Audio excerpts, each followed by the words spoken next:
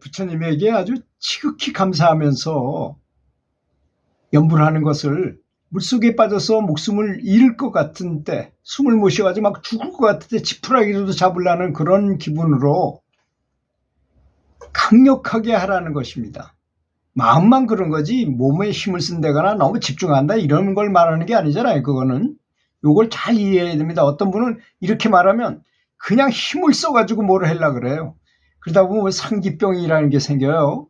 의식을 너무 집중하게 되면 이 모든 기혈이 머리 위로 올라가서 머리가 얼굴 붉어지고 심하면 뒤로 피도 나올 수도 있고 잇몸 전체가 그냥 이가 솟아나기도 하고 막 그래요. 그래서 죽기까지 할 수 있습니다. 그런 걸 말하는 게 아니에요. 그거 굉장히 중요한 요소입니다.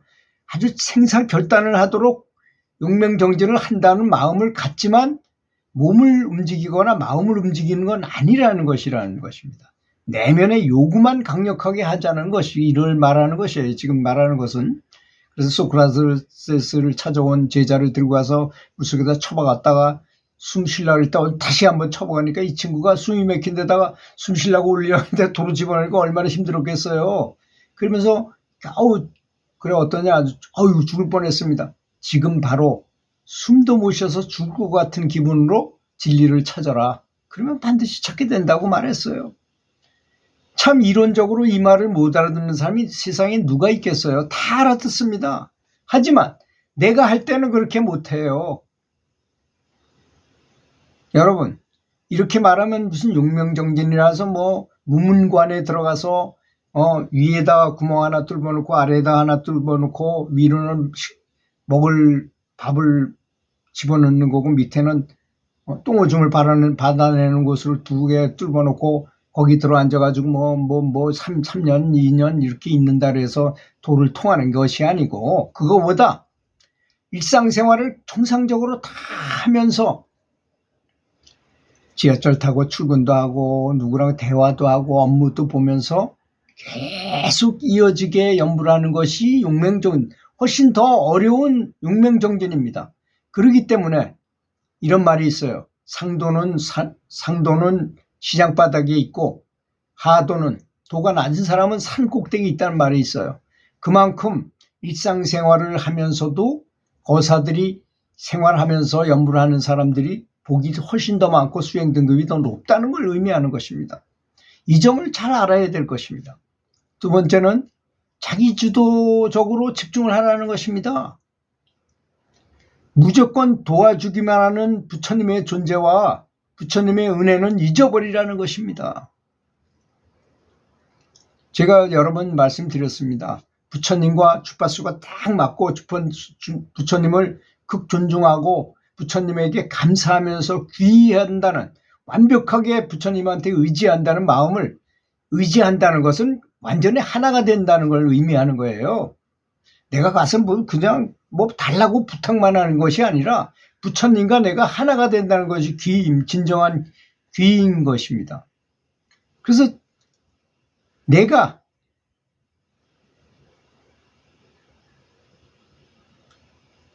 부처님은 방관자일 뿐이다. 나하고 맞지 않으면 주파수가 맞지 않으면 그러니까 어떻게 해야 될까요? 자기 주도적으로 부처님과의 그 연분 내가 부르는 명호를 부르는 나미압을 타버리면 아미타불 마음과 내 마음이 완전히 일치가 되도록 요 마음을 불심을 잘 헤아려서 주파수를 맞추도록 노력하라는 것입니다. 굉장히 중요한 묘리인 것입니다. 이것이. 세 번째는 절실한 집중을 하라는 것입니다. 이 세상은 인과의 세상이잖아요. 원인과 결과. 원인이 있어야 결과가 나오는 거지 원인이 없는데 결과가 나오는 건 말도 안 되는 얘기입니다. 이 세상은 그런 거 하나도 없어요. 큰 주전자를 물에 난로 위에다 올려놨으면 불을 강력하게 떼야만 제 시간이 돼가지고 물이 끓을 때 되면 그냥 평범한 가만히 있다가 저절로 끓은가요? 절대 그렇지 않죠. 끓기 전에 이미 막 소리가 나고 막 주전자가 흔들리기도 하고 막 그래요. 완전히 끓지 않은데도 끓으려고 그럴 때 그런 현상이 일어난다는 것입니다. 소리도 굉장히 크게 나요. 그러다가 정말로 100도씨가 돼가지고 이제 막 끓게 되면 주전자 뚜껑이 올라갔다 내려갔다 하면서 전 난리가 납니다. 굉장히 강력한, 그래서 그 힘으로 전기 기관차를 움직일 정도로 강력한 파워가 나오는 거죠.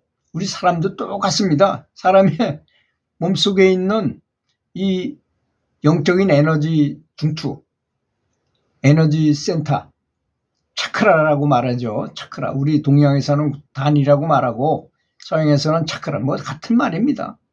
이 차크라가 다 연결돼 있어요, 사실은. 제가 이제 중국 기공을 배워서 하단전에다가 의식을 집중하고 기를 모았어요.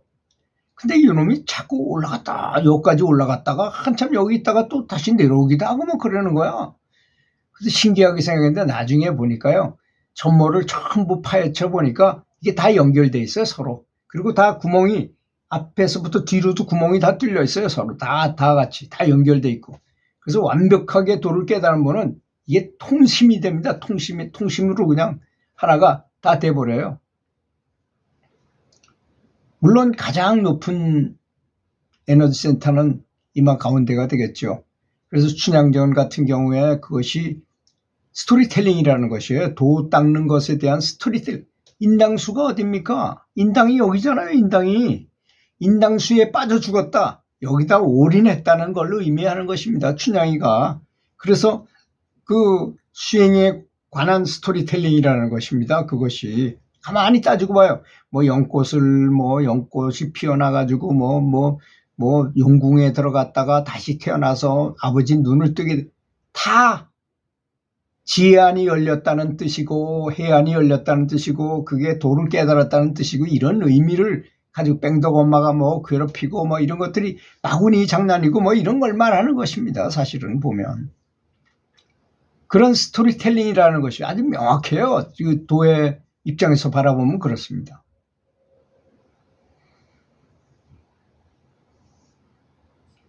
도를 얻고자 하는 간절한 염원과 해탈에 절실하지 않은 사람은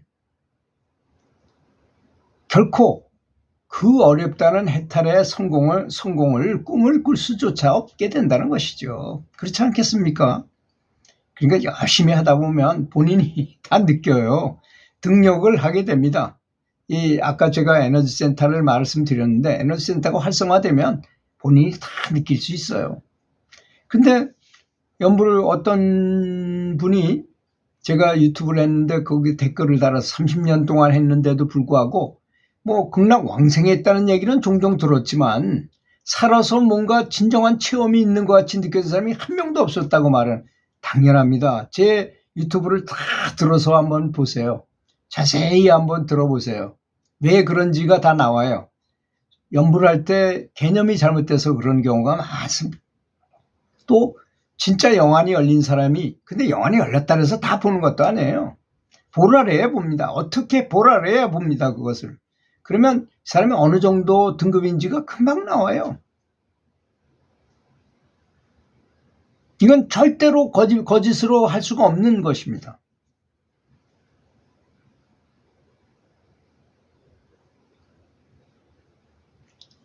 다음에 14번째로 시간량에 비례한다는 것입니다.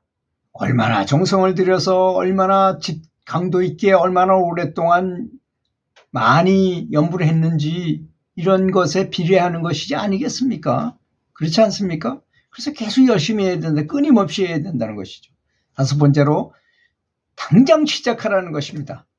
이 원래 도라는 거는요. 시공을 초월한 상태에 있는 것입니다. 그래서 지금 당장 하세요. 당장 뻘떡 일어나 찬물로 세수하고 맑은 공기를 들이키고 산책을 하면서 연불 하세요. 계속. 그리고 앉아서 하고 싶으면 앉아서 하시고. 또 걸어 다니면서 연불하는 것도 굉장히 바람직합니다. 그걸 동중지 공부라 그래요. 일하면서 해도 되고 뭐 채소 다듬으면서 해도 되고 요리하면서 해도 되고 매사를 하면서 걸으면서 하는 건 더욱더 좋고 그렇습니다. 제가 미얀마를 갔다니까요.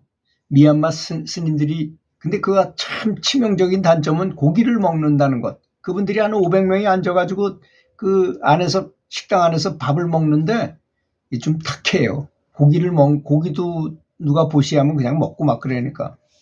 그런데 거기 이제 남자 스님들이 지나가고, 그 다음에 여성들이 지나가고, 그 뒤에 이제 남자 거사들이 지나가고, 마지막에 여자 보살들이 이렇게 경행 연부를 하더라고요. 그런데 뭐 스님들이야 워낙 뭐 무표정한 표정으로 가고, 다른 사람들 다 그런데 마지막에 가는 그 보살님들 중에 아주 신심이 깊은 사람이 많잖아요. 걷는 모습을 뒤에서 와도 저분은 정말 참 헌신적으로 걷고 있구나 하는 게 보일 정도로. 여러분 이 말에 주의하셔야 됩니다. 뒤에서 봤는데도 저분이 정말 연부를 하면서 신실한 마음으로 연부를 하고 걷고 있구나 하는 게 보일 정도로 표정도 그렇고 미소 짓는 것도 그렇고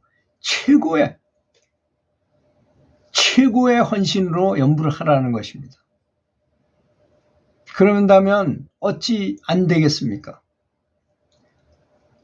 마지막으로 가장 큰 후회를 남기지 말라는 것입니다. 이렇게 이 귀중한 시간에, 노는 시간에 아무것도 안 하고 있을 것이 아니라 노는 입에 연부를 하라고 연부를 계속하는 것입니다. 죽음에 이르러서 몸도 없어져 버리면 그때는 아는 건 다 알아요. 근데 몸이 없으면 아무것도 할 수가 없어요. 죽은 다음에는 아무것도 할 수 없다는 사실을 알아야 돼요. 몸이 그렇게 중요하다는 사실을 알아야 됩니다. 있을 때 잘해라는 말이 바로 그런 뜻이에요. 살아있을 때 잘하라는 것입니다. 연부를 해라는 것이죠. 살아있을 때만 진보할 수 있다. 이 말씀은 반드시 잊지 말고 연부를 하시게 되기 바라겠습니다. 진심으로 절실한 마음으로 연부를 하시기 바라겠습니다. 들어주셔서 감사합니다.